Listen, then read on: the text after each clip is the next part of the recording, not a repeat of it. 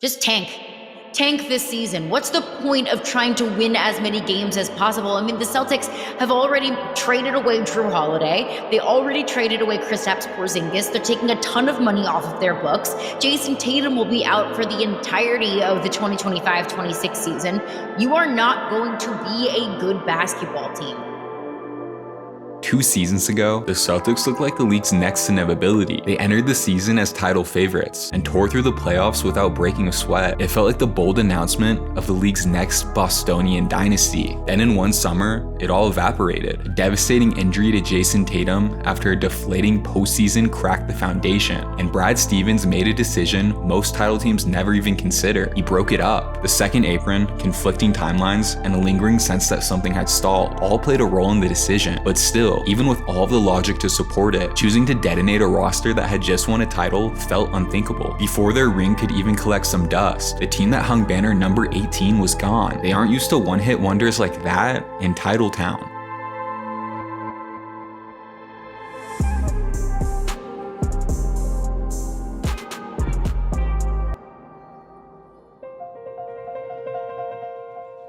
Throughout history, the Boston front office has been accused of many things: callousness, insensitivity, a focus on winning so singular it rejects any ounce of romanticism. But one thing they've never been is naive. This season, they took a look around and assessed the ceiling of the team with a clinical mindset, and the conclusion they reached was simple. Without Jason Tatum, this team didn't have a shape. They had a lack of clearly defined role players, auxiliary pieces who would have to be supportive stars, and most importantly, there was no proven number one to run the offense through. There were questions everywhere. With that many uncertainties, establishing a direction was impossible, so they decided that they'd use this season as something else. This would be an experiment, an ongoing test aimed at turning variables into certainties, and it began right at the top with the hairline bandit himself, Jaylen Brown. Brown has developed one of the most complex reputations in the NBA. He's someone we expect to see at All-Star Weekend, a Finals MVP, and one of the earliest additions of the modern two-way wing every team is searching for. But for his entire career, he was judged more for what he wasn't. Even at his peak, when he was efficiently averaging 24 in the playoffs, the critiques were just as loud as the praise. People could acknowledge the fact that he was a great player and a perfect complement to Jason Tatum, but there was a feeling that he was benefiting from a stacked rotation that allowed him to hunt favorable matchups at will. The question here was simple and essential to any path forward. What would Jaylen Brown look like when the circumstances weren't perfect? After all, we had seen him struggle against big-time defenders in the past. Draymond infamously gave him problems in the finals, and his left hand is still every commenter's main target on any social media post, even loosely related to Brown. But this season was his chance to cement himself as exactly who he says he is. With Tatum sidelined for at least the vast majority of the season, JB was the only realistic candidate to carry the offense. And with no championship expectations, the Celtics would be perfectly fine living with the results. This year, they've given Brown free reign to push the issue, play his game, and attack like a true number one, and he's blown every expectation out of the water. We're talking 29 points per game on 50% from the field to go along with career-high assist numbers. Those are all NBA stats, and they're backed up by the eye test. He's playing like a refined engine, breaking down defenders, getting to his spots with poise, and playing at his own pace every step of the way. That's a clear checkmark next to the biggest box on the list. Now they know there's enough juice to fuel a contender that isn't fueled to the brim with luxury pieces. And once that question was answered, they started looking around with more intent.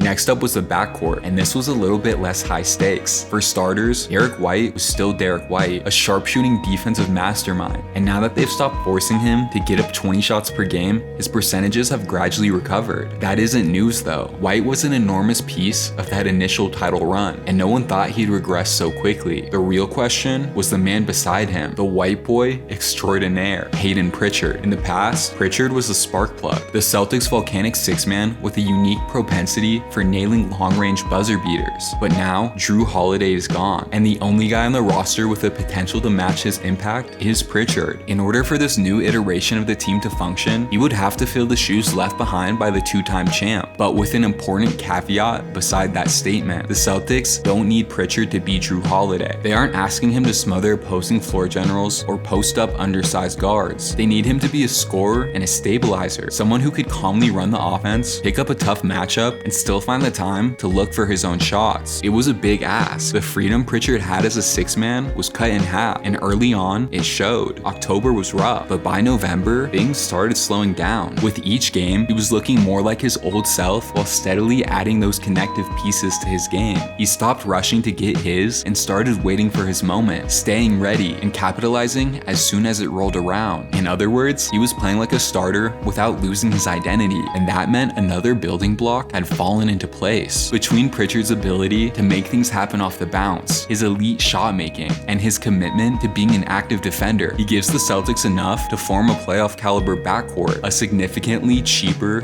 playoff caliber backcourt. Now let's take stock for a second. With White, Brown, and now Pritchard, Boston has three pieces that have shown enough to be counted on as key contributors, and they're all on contract for 2 years after this. That means they have a perimeter worth building around. But in order to match that in the interior, they had to find a center that fit their system. In this case, asking for a sage of a stretch 5 like Al Horford or a matchup nightmare like Kristaps Porzingis was too much. All the Celtics need is a rim-protecting big man with enough foot speed and athleticism to be a true pick-and-roll threat. There was only one option in front of them, Nomias Queta. The center from Portugal was another cherished reserve, an energy big that could get a resounding reaction from the crowd on the right night. But his role had always been incredibly limited. Queta had only started 6 games in his entire career, and he had never played more than 15 minutes per game before this season. The other planned developments were at least feasible, just one more step for players who had already proven they could evolve. This was different. In order for Queta to reach the benchmarks the Celtics had in mind, he'd have to record career highs in every statistical category while maintaining the efficiency and effort he was known for. Either he made the leap and Boston didn't have to go shopping for a new center, or he didn't and there would be some more reshuffling necessary. For the sake of drama, we like to keep you on the hook for a bit longer and say something like Queta stumbled early, then he figured it out as he gelled with his teammates. But that wouldn't be true, because this graceful giant was ready from the opening tip of the Celtics' first game. He hasn't tried to do too much, and he hasn't been paralyzed by the weight of his responsibilities. He's simply risen to the occasion with the same passionate professionalism that he used to turn heads in the first place. Relentless rebounding, reliable rim protection, and constant energy that reverberates throughout every fan in attendance. Once he proved that the sample size wasn't misleading, the last big piece of the puzzle came into place. That's it. That's a starting 4 with one position reserved for an all-NBA first-team member. The backcourt has been reassembled, the wing reaffirmed, and the interior rebuilt. The skeleton of a contending starting 5 is ready. Unfortunately, Boston sacrificed their bench in order to get here. Guys like Pritchard and Queta were the backbone of a second unit that was dangerous enough to turn games around, and we all know how important depth is in this league. No matter how great the starting 5 is, they aren't surviving the pressure some of these young teams can apply without help. But even before the season started, we knew the Celtics bench wouldn't be that empty.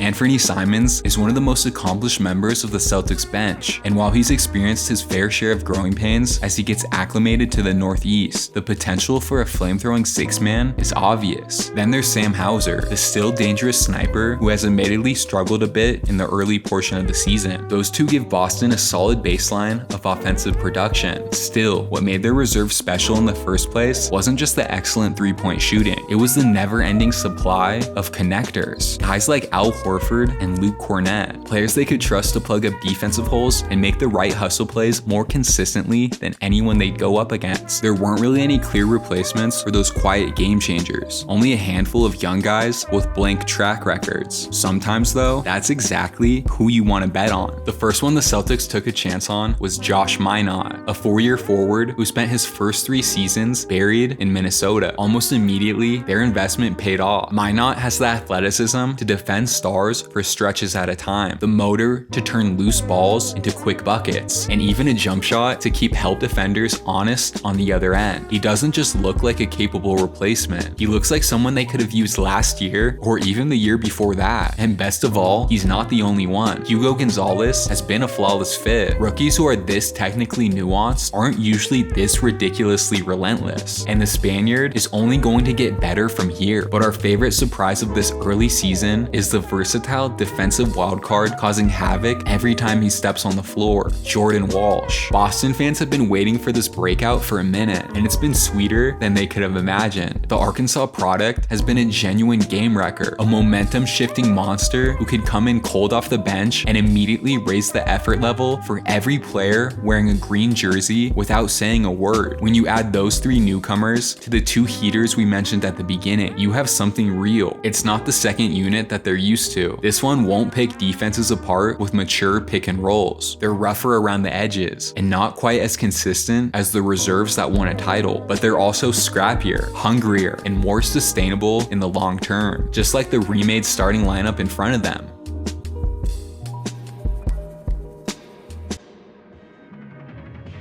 Just so there are no misunderstandings, we don't expect them to go on a championship run this year, and we don't think this team was constructed with that in mind. Across the board, these are guys who need more experience in their roles before they confidently step into a playoff game. But honestly, that's fine. The only player we discuss who's over 30 years old is Derek White. This roster isn't racing against the clock like last year's was. They have plenty of time to grow into themselves and build chemistry with each other. It's a team with a new lease on contention. And it all happened before the latest banner could fade. In just one offseason, after a playoff disappointment and a veteran fire sale, Brad Stevens did it. He reinvented the Celtics and made them younger, faster, and more prepared for the future. Boston fans, you guys are spoiled.